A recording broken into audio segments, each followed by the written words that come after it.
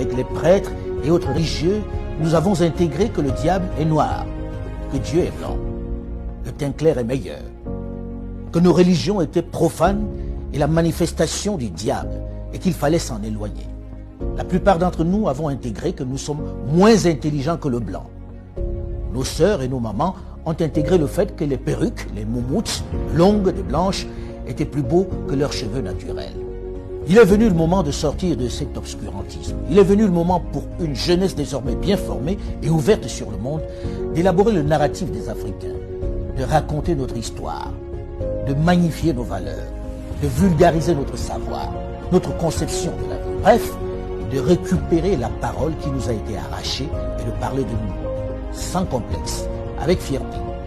C'est pourquoi j'encourage les jeunes à produire autant qu'ils le peuvent, que ce soit dans la littérature, la culture ou dans le domaine de l'audiovisuel. Les programmes sur nos médias doivent ressembler à nous. Ils doivent refléter nos réalités.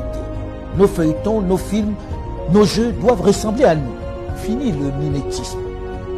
Dans le même temps, mon travail à l'international m'a permis au fil de toutes ces années de me rendre à l'évidence à quel point notre continent, pourtant si riche en ressources humaines et minières, souffre d'un mal chronique, l'absence de leadership de qualité qui puisse impulser le développement.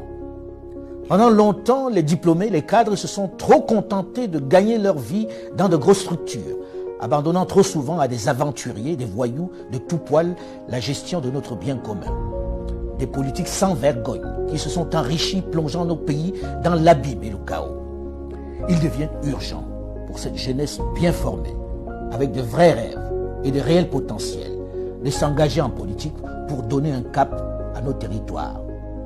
C'est eux qui doivent mettre un terme à cette pandémie qui fait plus de victimes que le paludisme, Ebola et le Covid-19. Il faut s'engager en masse en politique et travailler à changer les paradigmes. Il faut arrêter de laisser cette activité à des vieux essentiellement mus par la volonté de se maintenir aux affaires alors qu'ils n'ont aucun projet pour leur pays, alors que leur avenir est derrière eux. Une chose est certaine, et c'est triste de le dire, ma génération et celle de mes aînés ont échoué à développer l'Afrique.